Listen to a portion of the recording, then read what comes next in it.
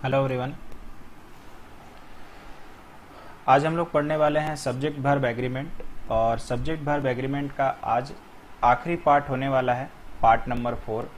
और ट्रिक्स जो बचे हैं वो आप लोग को आज दिखाते हैं। और ये सब्जेक्ट वर्ब एग्रीमेंट फिर हम लोग का कंप्लीट हो जाएगा। इसके बाद आप लोग को पीडीएफ मिलेंगे। बाकी तो मैंने काफ़ी सारे सवाल कराए हैं एग्जाम्पल के तौर पे, और ज़रूर देखिएगा आप लोग सॉल्व कर पाएंगे। तो चलिए शुरू करते हैं। ये हम लोगों ने पढ़ लिया था, तो फटाफट से पार करते हैं।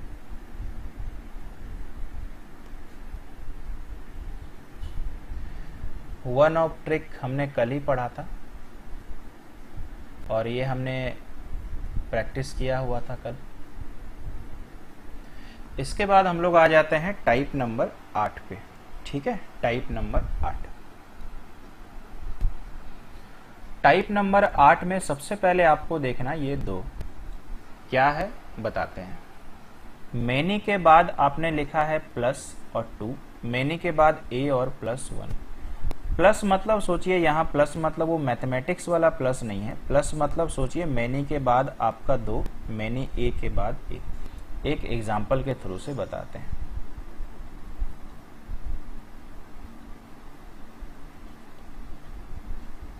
मैंने लिखा मैनी स्टूडेंट्स और मैंने लिखा मैनी ए स्टूडेंट।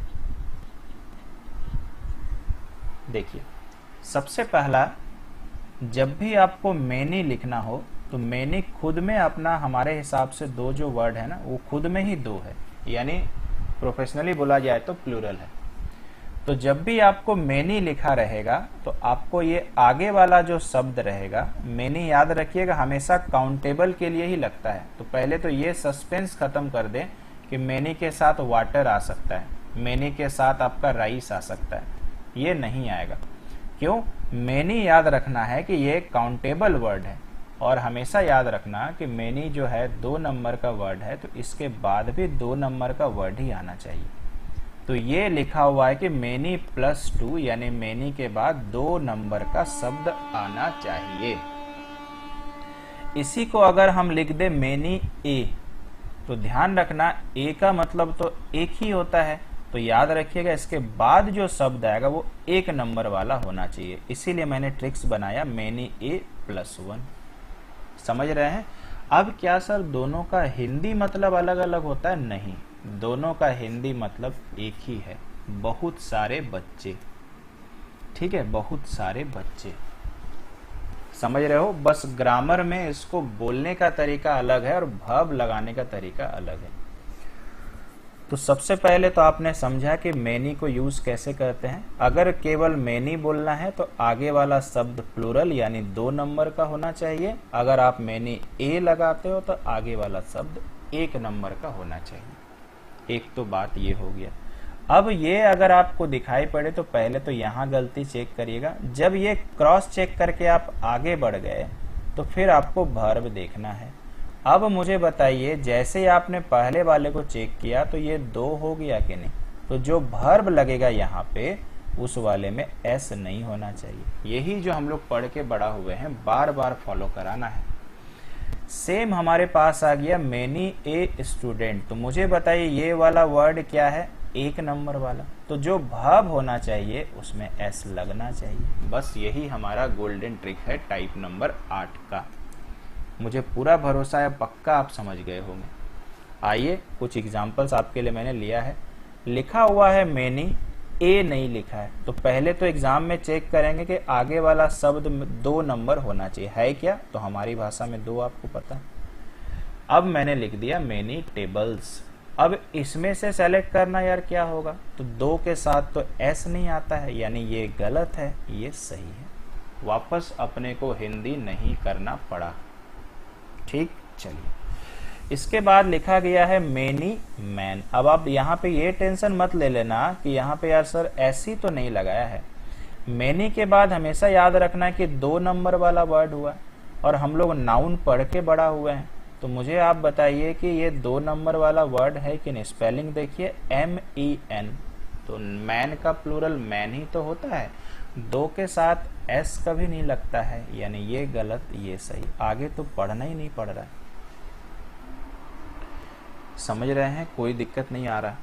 इसी दोनों एग्जाम्पल को मैंने डाइवर्ट करके लिख दिया है। मेनी ए टेबल, तो ए के बाद एक नंबर वर्ड एकदम सही है, टेबल्स लिख देगा तो पक्का गलती। कभी कभी एग्जाम वाला ना ऐसे करके गलत कर देता, मेनी ए टेबल्स, तो ए लग गया तो यानी ये एक नंबर होना चाहिए, मेनी के लिए बता रहे हैं, तो यानी यहां पर सोचो आप गलत। तो यार एक लग गया तो एक के साथ वर्ब में एस आता है तो वाज हो जाएगा, ये गलत हो जाएगा। लास्ट वन सेम लिखे हैं, मेनी ए मैन सही है, ए मैन स्पेलिंग देखिए MAN वाला है, एक ही है, एक के साथ एस लगेगा, ये नहीं लगेगा। तो मुझे पूरा भरोसा है कि आप समझ चुके होंगे कि मेनी का इस्तेमाल कैसे करते हैं। अब ये कुछ जो आप देख रहे हो ये और ये एग्जाम पे आ चुके हैं, उसको मैंने जानबूझ के दोनों कंडीशन पे लिखा है, बाकी एक बार हम पढ़ देते हैं। लिखा हुआ है मेनी ए स्टूडेंट, बस आपको चेक करना है कि सही है कि नहीं। तो एग्जाम में आपने यहां तक देखा, बिल्कुल सही है, ए के बाद एक होना चाहिए और एक के साथ वाज आता है, दैट्स इट, इतना ही चेक करना है। ए जो सेकंड वाला लिखा है ना, हम बार बार जानबूझ करके उसको लिख दिए हैं ताकि लोग दोनों को लेके चले। फिर लिखा हुआ यार मेनी स्टूडेंट्स, यानी मेनी के बाद दो आता है, ए नहीं रहने से दो के साथ एस नहीं आना चाहिए, यानी ये सही है। अब तो वर्ब से आप परिचित हो गए, वाज वेयर हैज हैव यही सब होता है। नेक्स्ट वन हमारे पास है मेनी फैंस, जो ऊपर वाला लिखा होगा ना वो एग्जाम में है, जो नीचे वाला लिखा वो मैंने लिखा हुआ। तो मेनी फैंस यानी ये 2 नंबर वाला वर्ड है, 2 के साथ एस नहीं आना चाहिए, पक्का सही है। इसी को मैंने घुमा के लिख दिया, मेनी ए फैन अगर रहेगा तो ए के साथ एस आना चाहिए। ध्यान रखिएगा, फिर से रिपीट करते हैं, दोनों का हिंदी मतलब सेम होगा। इसका मतलब भी बहुत सारा पंखा और इसका मतलब भी बहुत सारा पंखा, ठीक है। नेक्स्ट वन हमारे पास है Rita, I have told you many A time. देखो ध्यान रख रहे हैं, मेनी ए के साथ क्या आता है, 1, यानी देखिए ये 1 है। और अगर आप आगे पढ़िए, Rita I have told you many, देखो टाइम्स, बहुत बार आप सुनते भी होंगे बोलते क्रम में, ये 2 होना चाहिए तो 2 है। तो आई होप आपने एग्जाम का भी पढ़ लिया एग्जाम्पल, फिर तो आपको PDF मिलेगा और मेनी अब आप पक्का समझ चुके हैं। आइए आगे की ओर चलते हैं। इसके बाद हम लोग पढ़ने वाले हैं एक बहुत ही, सोचिए कि सब्जेक्ट वर्ब एग्रीमेंट का एक बहुत ही छिपा हुआ रूल, कलेक्टिव नाउन। और कलेक्टिव नाउन मुझे लग रहा है कि हमने पढ़ लिया है, उसको सब्जेक्ट वर्ब एग्रीमेंट में कैसे प्रयोग करें, ठीक है ना। तो कलेक्टिव नाउन जो हमारे पास होता है उसका मतलब होता है ग्रुप ऑफ वर्ड, जो आप याद करो बहुत सारा आपने पढ़ के पहले से रखा हुआ है। तो आपको क्या याद रखना है कि कलेक्टिव नाउन में जो वर्ब लगता है यही थोड़ा सा टेंशन वाला है। कभी वर्ब 1 के अनुसार लगता है, कभी वर्ब 2 के अनुसार लगता है। कैसे तय करेंगे, आइए मेरे साथ बने रहिए, बताते हैं। सबसे पहले मुझे बताइए, अगर याद करो तो फैमिली हमने पहले से पढ़ कर रखा है, कलेक्टिव नाउन। इसको ऐसे समझिए कि मुझे बताइए फैमिली तो बहुत लोगों से मिलके बनता है, ये तो बात एकदम सही है, लेकिन आप मुझे बताइए अगर आपको बोला जाए कि आपकी फैमिली कितनी है तो आप कितना बोलेंगे, 4 फैमिली थोड़ी बोलेंगे। इसको ऐसे सोचिए, ठीक है, हम समझाते हुए चलेंगे। तो फैमिली मुझे बताइए एक ही होती है ना, मेंबर्स बहुत सारे होते हैं, तो इसका मतलब फैमिली कितना हुआ, 1, और 1 के साथ वर्ब में एस लगता है, इसीलिए देखिए अंडरलाइन किया हुआ एस लगा। ऐसे करके समझ के बनाना, ये थोड़ा सा आपको सोच के बनाना पड़ेगा। नेक्स्ट वन हमारे पास है टीम। तो मुझे बताइए टीम, जैसे मान लीजिए क्रिकेट टीम ले लें, फुटबॉल टीम ले लें, तो हमारे पास क्रिकेट टीम कितने हैं, एक ही है ना, वही तो खेलने को जाता है, चाहे वो अंडर 19 हो चाहे वो अबव 19 हो, है ना।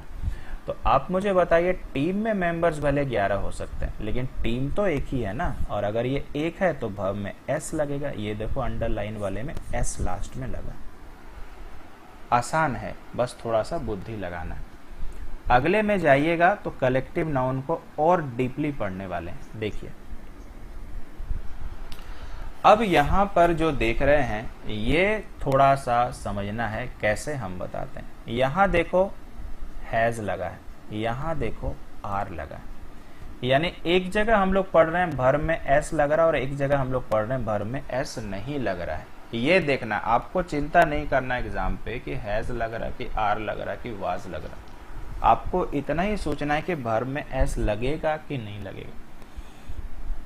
अब हम लोग देखते हैं, jury has given its verdict, और नेक्स्ट में लिखा है the jury are divided over the issues.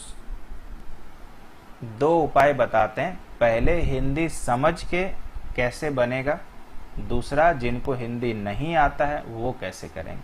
पहले हिंदी समझ के देखिए, jury has given its verdict, यानी ज्यूरी आपको पता है ना किसको बोलते हैं, जो जज होता है वो एक होता है, एक से ज्यादा अगर जज है तो उसको ज्यूरी बोलते हैं। आजकल के इंग्लिश में जजेस भी चलता है। तो इसका हिंदी हो गया कि ज्यूरी ने अपना निर्णय दिया। ठीक है, jury has given its verdict, jury ने अपना निर्णय दिया। तो आप मुझे बताइए, ज्यूरी जब निर्णय सुनाता है, जब निर्णय सुनाता है, बहुत सारा जो जज रहता है 3 या 4, तो निर्णय बताइए 4 जज 4 निर्णय थोड़ी बताएगा, निर्णय तो एक ही होता है ना।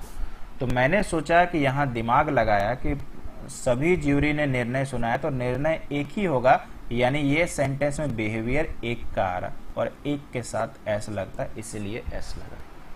ये पहले हम हिंदी करवा के करवाते हैं, फिर बिना हिंदी किए हुए। नेक्स्ट है द ज्यूरी आर, पहले पूरा सेंटेंस पढ़ते हैं। The jury are divided over the issues, यानी बोला गया कि ज्यूरी जो है ना, जो ज्यूरी मान लीजिए 4 थे 5 थे, वो लोग जो मुद्दा चल रहा था उसमें बंट गए, मतलब अलग अलग हो गए कि यार मेरा ये फैसला है, मेरा ये फैसला है।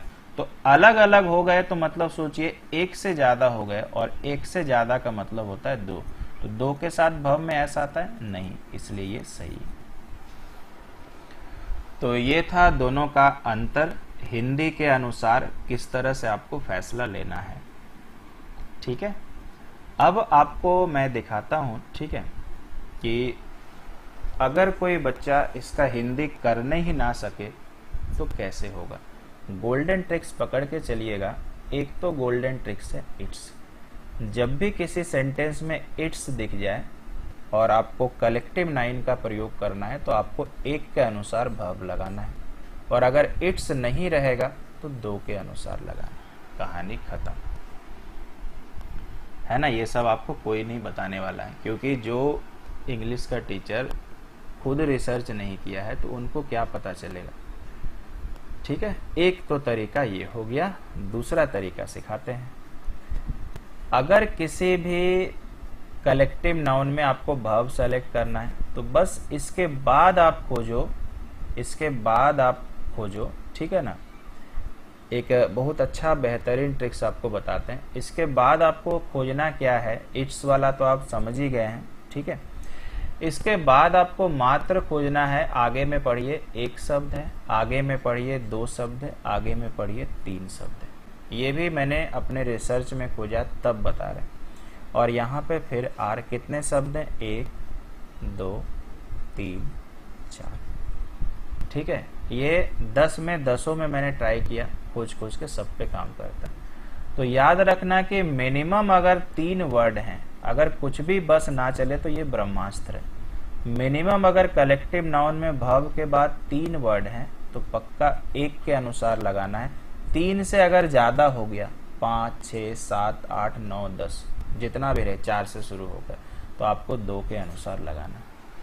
अब इससे बेहतर क्या हो सकता है यार। इंग्लिश में कुछ नहीं समझ में आया तभी हमारा ब्रह्मास्त्र चल रहा है, इसलिए तो कोर्स का नाम ही ब्रह्मास्त्र है। क्लियर, आगे चलते हैं। नेक्स्ट हमारे पास हो गया, ठीक है, नेक्स्ट हमारे पास द कमिटी डिसाइड्स, देखो यहाँ पे लगा हुआ S, how to proceed. The committee were asked to raise their hands, तो यहाँ पे लगा। अब हम लोग अपना ब्रह्मास्त्र ट्रिक यूज करेंगे, यहाँ पर हिंदी नहीं करेंगे, क्योंकि हिंदी करके तो हमारे 40 में से कितने को बोलेंगे, गिनती ही नहीं है। ठीक है, चलिए तो हिंदी नहीं कर रहे हैं, ठीक है। 40 में से सब बच्चा तो यार वैसे ही है, ठीक है। इसको पॉजिटिव में लीजिएगा। हम तो बार बार बोलते हैं अगर आप हिंदी जानते हो तो इंग्लिश सीखने में टाइम लगेगा, नहीं जानते हो तो जल्दी सीख जाएंगे। तो हम लोग ब्रह्मास्त्र चलाते हैं, यहाँ पर वर्ब मैंने डिसाइड किया, इसके बाद कितने वर्ड हैं, 1 2 3, 3 के लिए कैसा बिहेव होता है, 1 का, यानी ये वर्ड बन गया 1 के साथ एस लगता है। मजा आया। यहाँ पर फिर ये वर्ब है, कितने वर्ड हैं, 1 2 3 4 5, 3 से ज्यादा है, क्या बिहेवियर होगा, 2 के साथ एस लगता है, नहीं, ये हो जाए। ब्रह्मास्त्र ट्रिक मैंने आपको दे दिया। हिंदी करके बता देते हैं। The committee decides how to proceed, यानी समिति ने डिसाइड किया कि आगे क्या करना है। तो जब कमिटी ये डिसाइड करेगा तो सबका एक ही मत रहेगा, इसलिए ये एक। The committee were asked to raise their hands, यानी पब्लिक आप आगे खड़ी है तो कमिटी क्या बोलता है, अपने अपने हाथ खड़ा करो। तो मुझे आप बताइए, सब अपना अलग अलग हाथ खड़ा करेगा, तो मुझे बताइए सब अलग अलग कर रहा, तो हमारी भाषा में 2 ही हुआ ना। अब मुझे पूरा भरोसा है आप समझ गए होंगे। इसके बाद कुछ कलेक्टिव नाउन के और एग्जांपल्स हैं, ठीक है, देख लीजिए, इसमें तो कोई समस्या नहीं होगा। हाफ ऑफ माई फैमिली, तो फैमिली तो आपको पता है 1, लिव्स हो जाएगा। इसके बाद all of the class, class एक ही होता है, क्लास के बच्चे एक का एस हो जाएगा, ये तो आप सब लोग जानते हो। 10% ऑफ द पॉपुलेशन है ना, यानी एस। ये सब तो खैर आसान था, जो खराब वाला था वहां पे मैंने ट्रिक्स बता दिया।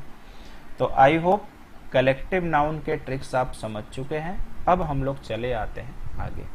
यहाँ पे बायलिंगुअल मतलब क्या होता है, दोनों भाषा में। बायलिंगुअल मतलब एक्चुअली भाषा तो नहीं बोल सकते हैं क्योंकि भाषा यहाँ नहीं है। बायलिंगुअल मतलब दोनों, है ना, या बायलिंगुअल मतलब 2 ही होता है, बाय का मतलब 2, जैसे हम लोग बोल सकते हैं बायलिंगुअल लैंग्वेज, यानी दोनों भाषा में, ठीक है। आगे चलें। इसके बाद हम लोग आ जाते हैं टाइप नंबर 10। टाइप नंबर 10 में लिखा हुआ है, टाइटल पढ़िए, fractions, percentage, measurement and indefinite quantifiers, ठीक है।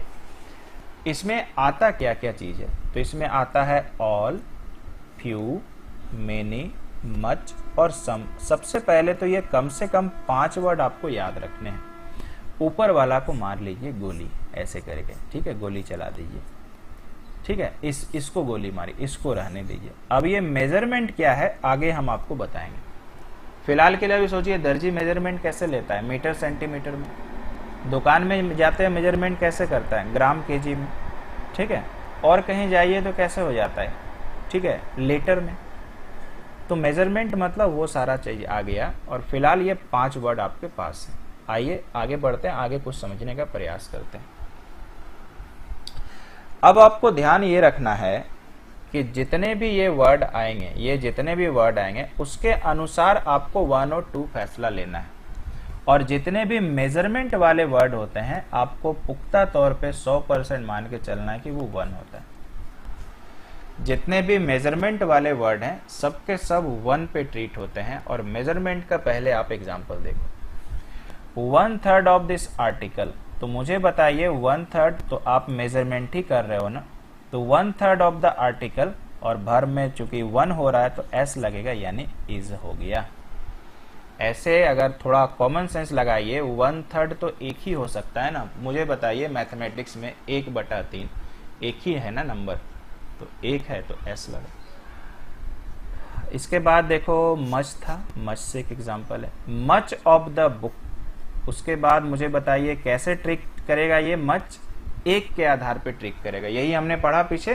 तो यानी ये 1 हो गया और 1 के साथ एस आता है।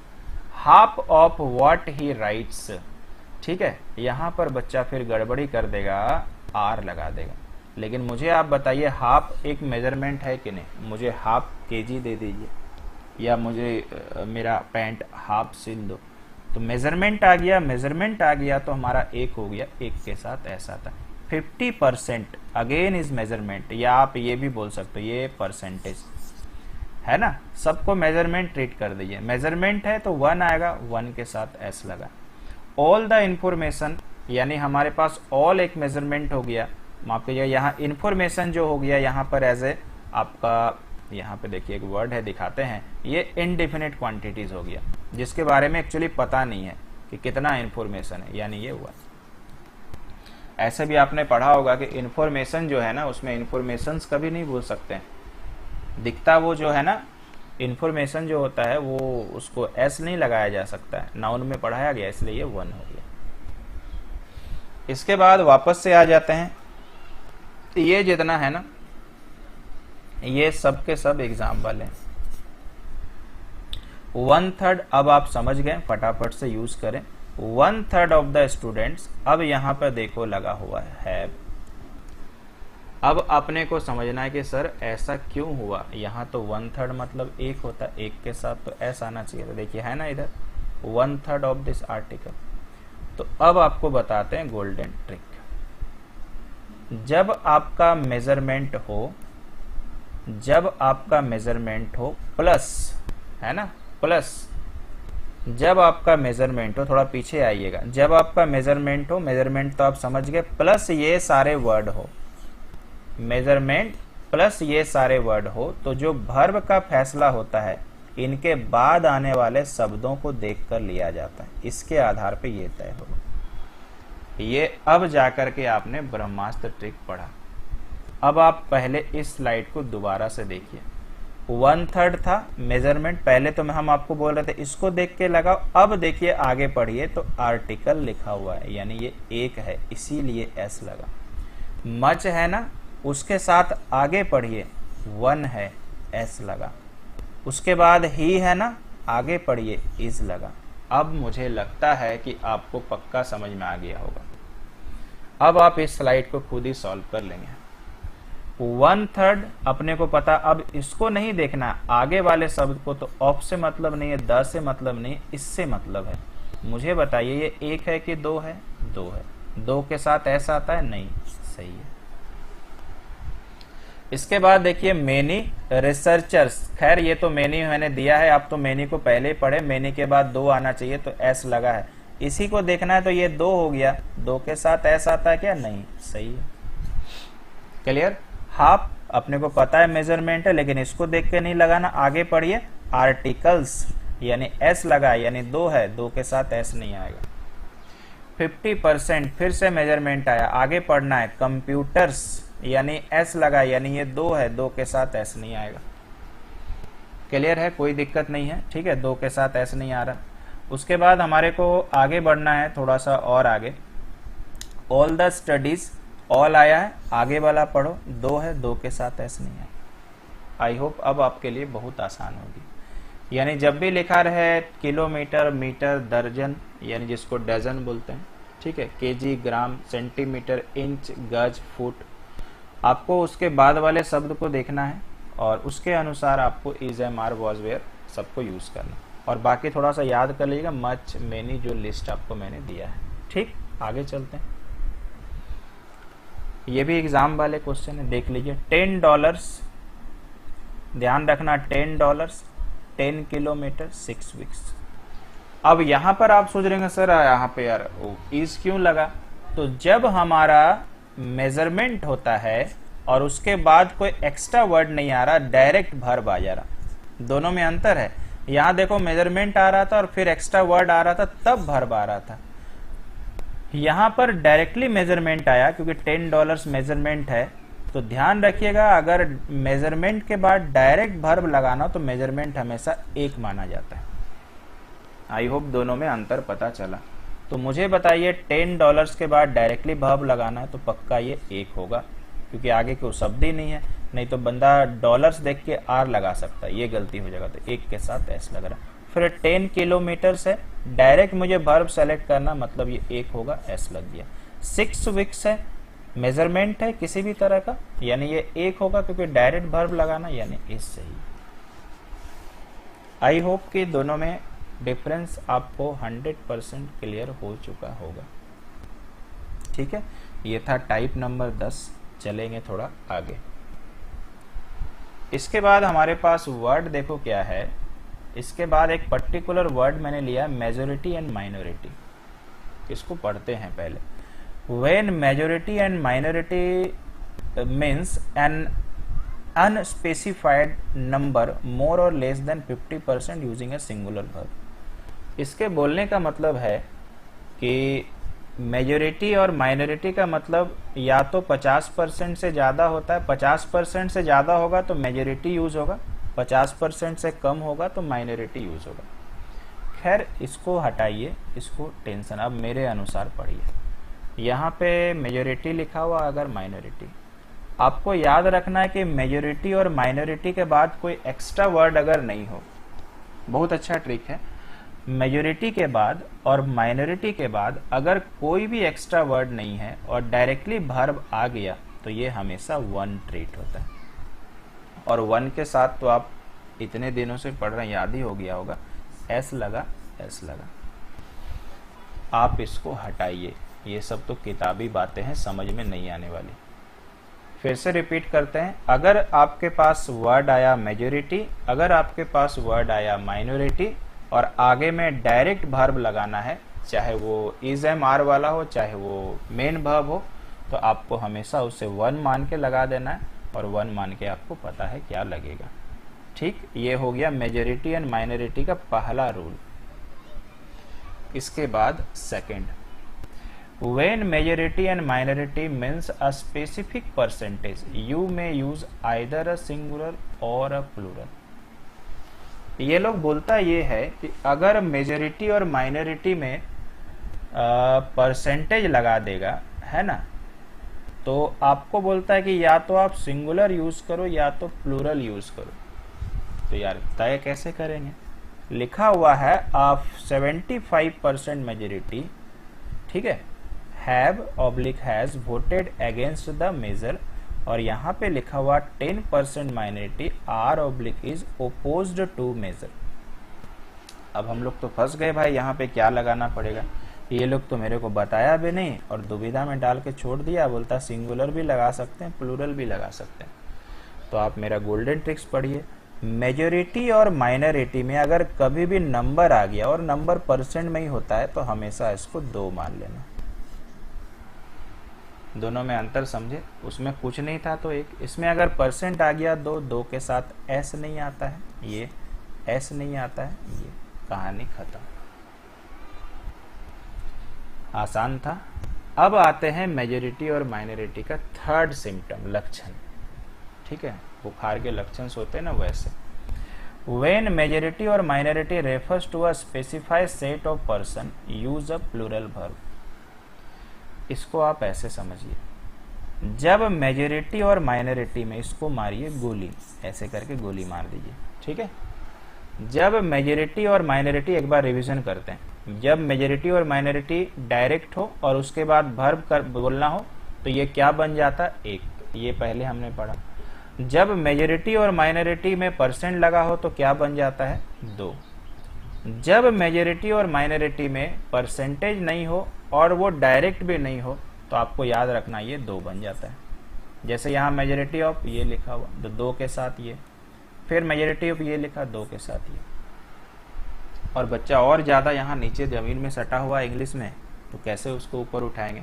उसको याद रख लेना है कि अगर केवल मेजोरिटी और माइनॉरिटी के बाद डायरेक्ट वर्ब देखना है तो क्या लगा देना? 1 के अनुसार, और इसके बाद कुछ भी रहे तो 2 मान लो, तब भी ये ट्रिक्स काम करेगा।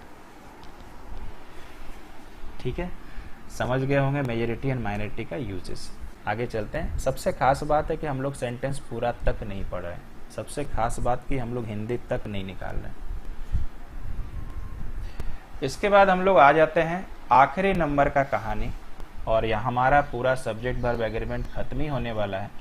टाइटल देखिए, a number of and the number of. याद रखिएगा, जब भी हम लोग ए नंबर बोलते हैं तो आपको याद रखना है ये 1 ट्रीट होता है, और अगर हम लोग द नंबर बोलते हैं तो ये 2 ट्रीट होता है। यही गोल्डन रूल है। इंग्लिश में कभी कभी ऐसा भी मजाक आपके साथ होता है कि ए बोलने से 1 हो रहा, द बोलने से 2 हो रहा। तो फिर से रिपीट कर लीजिए, ए नंबर बोलने से 1, द नंबर बोलने से 2। ठीक, काफी सारा एग्जाम्पल भरे पड़े हैं, सब के सब एग्जाम में आए पड़े। लिखा हुआ है ए नंबर ऑफ पीपल, उसके बाद लिखा हुआ have written in about this expect. ठीक है, कोई दिक्कत नहीं है। तो यहां पर आपको मैंने जैसा कि बताया ठीक है, यहाँ पे मैंने थोड़ा सा सही बोला कि नहीं, मेरे को ध्यान नहीं। ए नंबर ऑफ जो हमारे पास हो गया वो हमेशा 2 ट्रीट होता है और द नंबर हमेशा 1। शायद मैंने उल्टा बोल दिया था ना, ठीक है। ए नंबर जो होता है वो हमेशा याद रखना 2, ठीक है। होना तो चाहिए था ए मतलब 1, लेकिन ये 2 होता है, इंग्लिश में ऐसा भी चलता है। और द नंबर जो होता है 1। अब आप लगाइए क्या लिखा हुआ है, ए नंबर, यानी ए नंबर मतलब 1। आगे कुछ नहीं पढ़ना, 1 के साथ वर्ब में एस नहीं आना चाहिए, बिल्कुल सही। आगे तो पढ़ना तक नहीं है। द नंबर आ गया, आगे आपको बिल्कुल कुछ नहीं देखना है। ये बन गया 2 के साथ, माफ कीजिएगा, ये 2 बन गया ना, ये बार बार हम गलती बोल दे रहे हैं, ठीक है।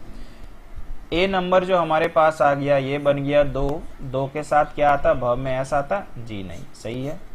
द नंबर हमारा बन गया 1 के साथ क्या, आगे तो पढ़ना नहीं है, वर्ब में एस आता है, ये इस। फिर से द नंबर आ गया, आगे तो पढ़ना नहीं है, द मतलब हो गया 1 के साथ एस आता है, वाज हो जाएगा। देख रहे हैं कैसे इंग्लिश में जंप मार रहे हैं बीच वाले को ब्लैंक करके। इसके बाद आ गया वापस से ए नंबर। ए नंबर का मतलब होता है 2 के साथ क्या होता है, एस आता है क्या, जी नहीं। आंसर क्या होगा, वेयर। फिर आ गया देखिए देयर इज ऑब्लिक आर। यहां पर आपको दिख रहा है कि यार सर ए नंबर तो दिख नहीं रहा, लेकिन बाद में दिख रहा। तो बाद में देखे चाहे पहले देखे, आपको लगाना अपने अनुसार है, ठीक है। तो ए नंबर यानी क्या हो गया, 2 हो गया। 2 के साथ क्या आता है, एस नहीं आता, यानी ये गलत, ये सही। यहाँ पे द नंबर दिख रहा है, द नंबर मतलब 1 होता है और 1 के साथ एस आता है, यानी ये सही, ये गलत। तो इससे आपने क्या शिक्षा लिया कि ए नंबर और द नंबर वर्ब के पहले भी हो सकता है, वर्ब के बाद भी हो सकता है, दोनों चलेगा। रूल वही रहने वाला है। तो अच्छे से इसको समझ गए होंगे। एक जगह जो मैंने मिस्टेक बोला था वहां मैंने करेक्शन कर दिया। तो आई होप कि आपका सब्जेक्ट वर्ब एग्रीमेंट खत्म हो चुका है ना। मतलब जितना आपको विस्तार से पढ़ाना था वो मैंने पढ़ा दिया है। आप यहाँ तक रिवीजन करें और अपने नए पीडीएफ के लिए तैयार हो जाइए। 1-2 दिनों के अंदर मिल जाएगा। पीडीएफ बनाने के पहले आप हमेशा कोशिश करिएगा कि पूरा पहले पढ़ लें, उसके बाद बैठिए तो अच्छा बनेगा। तो चलिए, क्लास कैसा लगा मुझे बताते रहिए। वीडियो को लाइक ज़रूर कर दीजिएगा। Thank you so much.